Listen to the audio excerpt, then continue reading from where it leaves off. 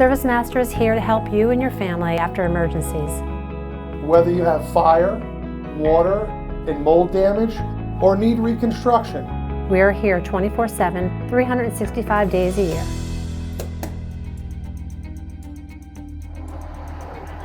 Here we are at the Fairfield Fire Department Training Grounds. We've constructed an 8x12 burn cell. You will see just how dangerous a dry Christmas tree fire can be. Take particular attention to where the tree is in this room, and you'll see it not only to the closest to the items, but its actual placement in the room, which also will change the dynamics of a fire. Take a look at the items in the room. They're all fuel sources, and as you see them ignite, you'll see how much that they feed that fire. Right now, you're looking at a fuel source, and that is that candle. Something next to it is that book. That is an extension of that fuel source. Underneath the carpet, making sure that we're not interfering with the electrical activity to that tree. You're also going to see just how little time that you have from the start of fire to the smoke detector activating. We're going to see 4 stages of the fire. You'll see what we call the incipient stage, the growth stage, fully developed, and then ultimately the decay, which is the bank down of the fire towards the end.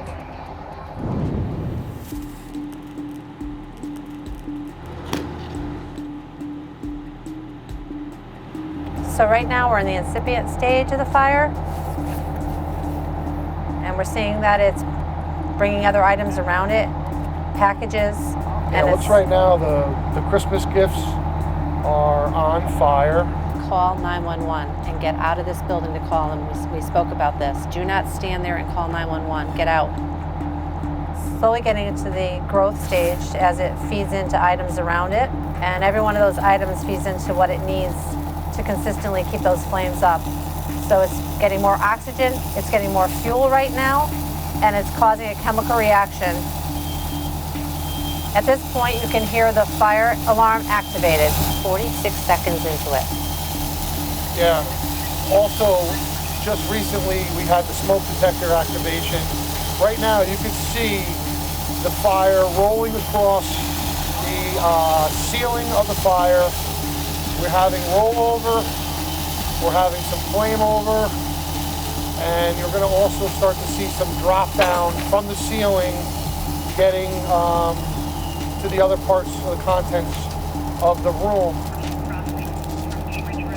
And we're almost at fully involved, and you can feel the heat from about 25 feet away. We can see everything's being consumed in the room. Everything is becoming fuel for that fire, feeding it in.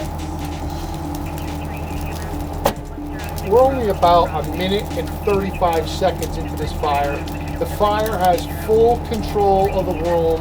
So the items such as the couch in there, and everything is actually the fuel. There's an oil content to that, the type of fabric it is. Everything in that room has something to offer to that fire.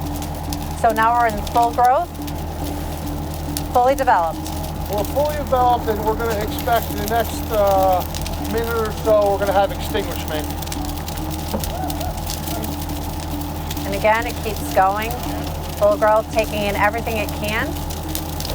And this is why we're always saying, make sure you stay out. Once you're out, don't go back in, because this is what happens in, Todd, what we're at probably 30 seconds when we initially saw that we... Absolutely. It was a very fast, rapid growing fire. And what that's going to tell you is, if you're in the room or in the occupancy, you're not going to have a lot of time to escape. A lot of smoke, and again, the oxygen, and if you can see how the heat that we're feeling right now, as Todd said, more than 25 feet away, and it's a very, very warm, radiant heat. Right now, it's anywhere between 12 to 1,300 degrees Fahrenheit. That radiant heat that Todd's speaking about, that'll push you back. You will not enter without radiant heat pushing you back, because you're not supposed to survive in a fire like this. So right at this point, you can see that there's no content in there that is worth going back into.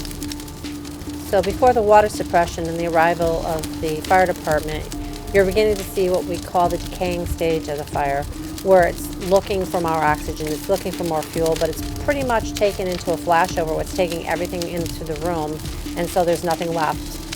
The Fairfield Fire Department is on scene, ready to fight this fire.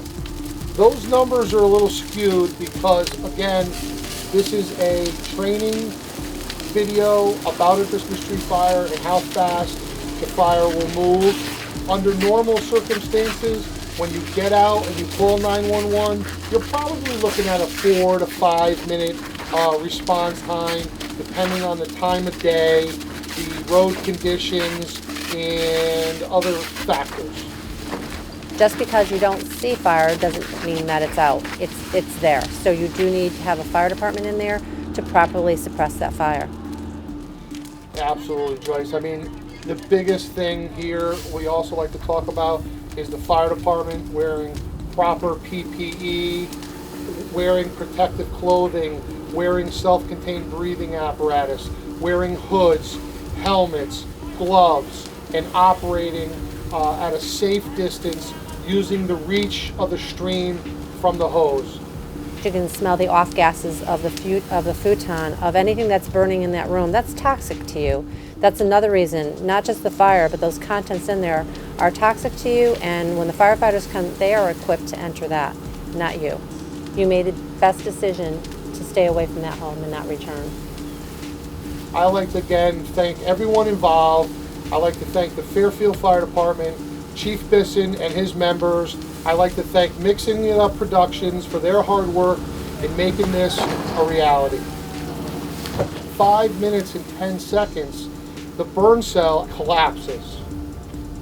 So part of that will be because there's copious amounts of water onto this fire, and the weight of that water is going to add to the weakness of that building. Absolutely.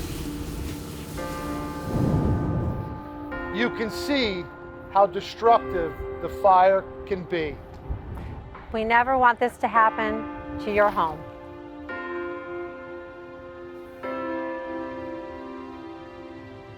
On behalf of all of us here at ServiceMaster, we wish you a very happy and safe holiday season.